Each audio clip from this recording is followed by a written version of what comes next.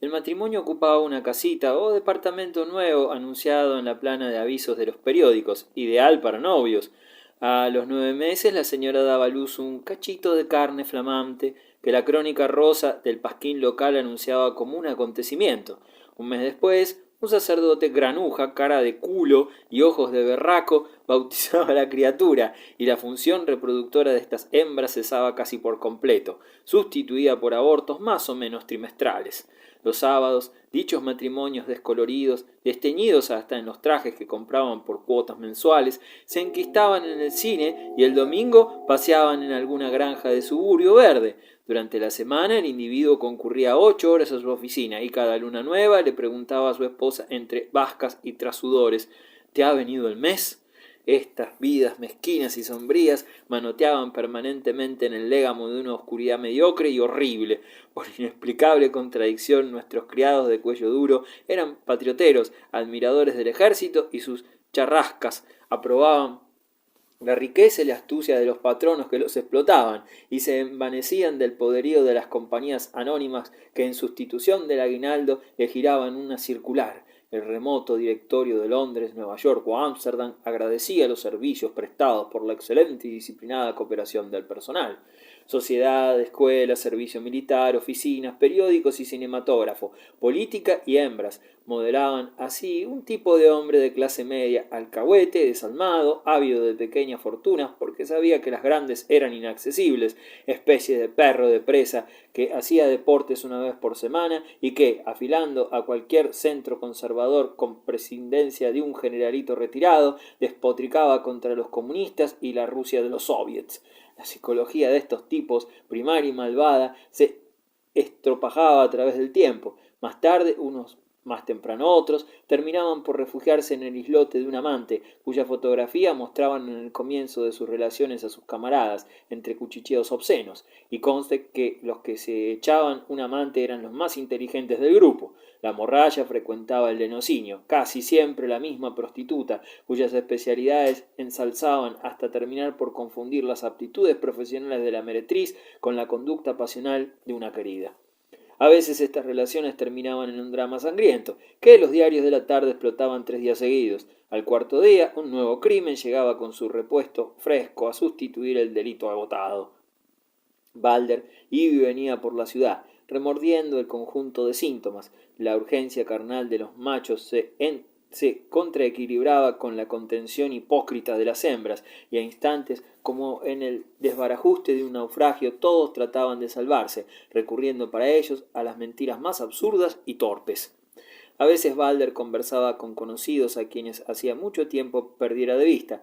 Ellos se habían casado, por supuesto, con mujeres que querían, pero a quienes ahora no debían de querer, sino muy relativamente. No eran felices. Algo se dilucidaba allá en el fondo que transparentaba el vericueto de sus confidencias. Estanislao se aterrorizaba ante la invisible catástrofe que representaban estos derrotados. No se ilusionaban ante ningún suceso del mundo. El mundo de ellos había naufragado en el lecho conyugal por la noche y en menesteres oficinescos durante el día. Se encogían de hombros ante las mismas palabras que cuando adolescentes los encabritaban. El máximum de ambición que descubrían era parangonable con el de un aventurero: dar un golpe de suerte o de azar para enriquecerse y pasarla bien. Respetaban y odiaban a sus jefes, admiraban incondicionalmente a los pilletes audaces que se imponían en la ciudad con su trabajo de extorsión, y eran sumamente amargos, escépticos, burlones, no creían en la felicidad. De más está decir que en una esperanza posiblemente hubieran transformado a estas almas, pero la esperanza requiere cierta amplitud de sentimientos, incompatibles con la total aceptación del fracaso que revelaban.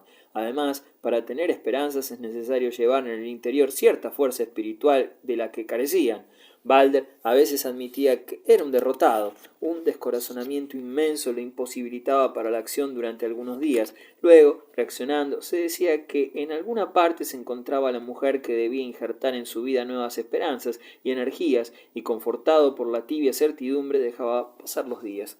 No tenía prisa, sus ilusiones eran cortas. Si luego se examina el proceso amoroso que se desenvolvió en su vida, se verá cuán exacta está la afirmación. Balder no tenía prisa, como tampoco la tenían sus compañeros. Vivían porque el azar los había colocado en el planeta Tierra. Con gesto perezoso recogían lo que estaba al alcance de sus manos y siempre que el esfuerzo no exigiera un derroche de energía. En síntesis, Balder era uno de los tantos tipos que denominamos hombre casado, haragán, escéptico, triste. Los días volteaban sobre él.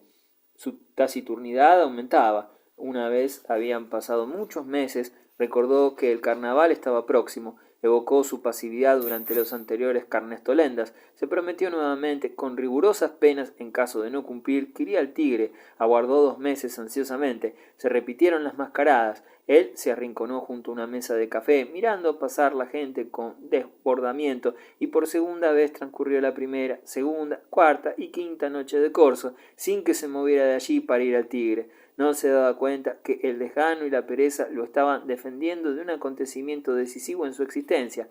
Pensó con tristeza que su voluntad había desaparecido para siempre. Irene continuaba viviendo en su imaginación. Despojado de toda apariencia terrestre, se manifestaba en el fondo de su pecho por una dulzura queda semejante al debilísimo perfume de ciertas flores muertas. Capítulo 3.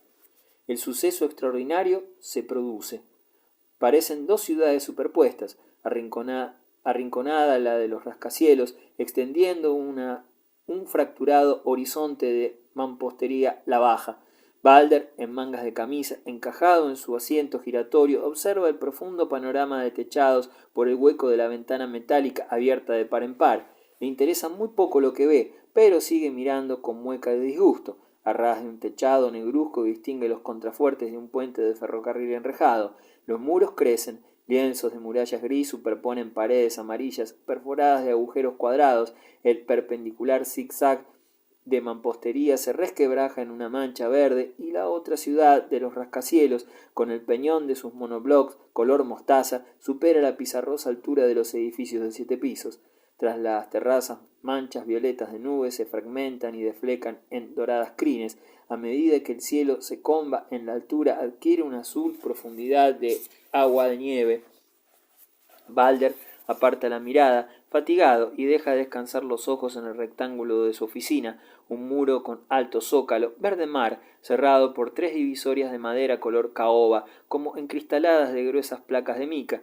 Estanislao cierra las ventanas. Los contramarcos metálicos reticulan el cielo de agrios mosaicos azules y la rugosa mica de los cristales lo traslada a la profundidad de un acuario.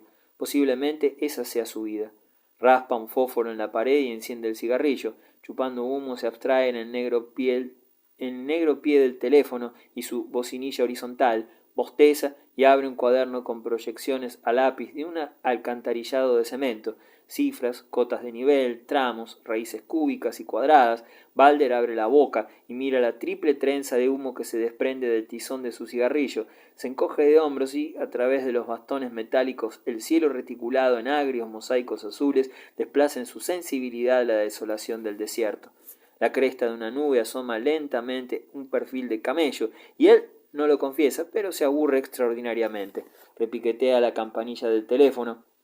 Balder alarga el brazo, coge el aparato y descuelga el auricular perezosamente. Sí, soy yo, Balder. ¿Usted me conoce a mí? Es posible. ¿Una amiga mía? ¿Quién es usted? Las iniciales de su nombre. Dígame al menos las iniciales de su nombre. ¿Cómo? ¿Tampoco eso? No sé, he tenido muchas amigas. Sí, pienso. Claro que pienso. No adivino. Espere un minuto. Le contestaré enseguida. Balder no cuelga el tubo. Sin hablar, permanece con los labios pegados a la cornetilla del aparato. Piensa vertiginosamente. Tiene la sensación de jugarse los restos de una fortuna al último naipe que le queda, y las arrugas de su frente barajan conjeturas. Replica. Vea, no estoy dispuesto a seguir conversando con una persona que no me da su nombre. Lo único que le diré es lo siguiente. Una sola mujer me interesa, y esa es una chica que vivía en Tigre hace 2 años. Ah, ¿usted es la amiga de ella? Perdone mi rudeza, ¿y usted me habla en nombre de ella? ¡Qué maravilloso! ¿Cómo supo dónde estaba yo? Ah, sí, el artículo de los rascacielos que salió hace 2 meses. ¿Y se molestó en preguntar por teléfono? ¿Por qué no me habla ella? No la he olvidado nunca. ¿Así que vive en el Tigre? ¿Cómo no? ¿El tren que sale a las 2:15? Sí. ¿Ustedes me esperarán allá? Sí, gracias. Hasta mañana. ¿Cuánto le agradezco? Hasta mañana. Cuelga el tubo con gesto incoherente de tardío. Una avalancha de sensación inunda el acuario. Pero, ¿por qué fue estúpido? ¿Por qué fue estúpido de cortar la comunicación tan inmediatamente? Ahora recuerda que tenía tantas cosas que preguntarle. ¡Ah, qué estúpido que era! Sin embargo, no, mejor. Necesita estar solo, coordinar pensamientos, saborear la felicidad que le caía del cielo. Por suerte no había nadie a su lado, porque la voz humana en esos instantes le hubiera sido intolerable. No hacía 3 minutos que estaba bostezando malhumorado, y ahora un rayo caído a sus pies rasgaba el telón de un mundo nuevo, pero aquel rayo se reía solo. Aquel rayo era infinitamente más prodigioso que aquellos que abren una caverna al pie de un transeúnte paralizado por el terror, de modo que, pero ¿era eso posible? Y sin embargo existían personas que no creían en los milagros. Oh, claro, no era posible, sensatamente posible, que él saliera a la calle y les dijera a las personas: ustedes tienen que creer en el milagro, o es conveniente que crean en el milagro. El tono sería ese: es conveniente que ustedes crean en el milagro. No, no era posible. Sin embargo, el Estado debía crear oficinas de personas destinadas a tal trabajo, y Balder reía despacito, restregándose las manos.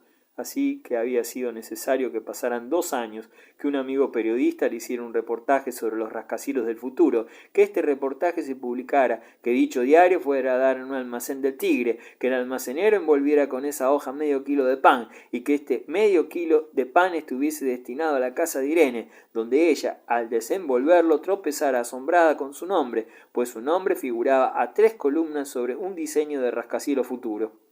Inclinó la cabeza. Estuvo tan brusco con la amiga. ¿Existía entonces el destino? ¿Lo que sucedía no era simplemente maravilloso? Chispas de sol corrían a lo largo de sus nervios, de modo que si la sirvienta de los Loaiza no compra el pan en ese almacén y el almacenero no lo envuelve en la hoja de diario donde estaba su artículo, y él... ¿Qué infinito y prodigioso juego de azar significaba la existencia entonces? ¿No estaba acertado el esperar el advenimiento de un suceso maravilloso? Bastó un minuto el repiqueteo de la campanilla de teléfono y súbitamente el panorama de su vida cambiaba. Ya estaba en camino hacia el trampolín colocado a desmesurada altura. Posiblemente desde allí daría el gran salto mortal. 2 años inútiles para producir este minuto definitivo, pero entonces la vida era semejante a una película de cine. Se imprimían 90.000 metros de cinta para utilizar 3.000. Movía la cabeza, desconsolado de no poder comprender la extensión secreta de la existencia. Si aquella noche en la casa de Irene no falta pan, ella no hubiera encontrado forma de comunicarse con él, y sin embargo estaba allí aguardándolo, y él aquí recordándola. Sin embargo, pero entonces la vida, ¿qué cosa era la vida? ¿Existía un sentido oculto? ¿Por qué no se encontró con Irene, por ejemplo, en la calle? Y más sencillo que eso mismo, ¿por qué no fue él al Tigre? ¿Era indispensable que se acumularan tal exorbitancia de casualidades para verse? No. Y entonces, realmente lo ocurrido no era consecuencia de su semi-imbecilidad. Se parecía en cierto modo al hombre que compra un motor de 100 caballos para poner en marcha una máquina de coser. ¿O es que no quería pensar? Permaneció instante abstraído y de pronto sonrió cautelosamente. Algo se agazapaba en él. Escribió 3 líneas que dejó sobre su escritorio y se puso el sombrero.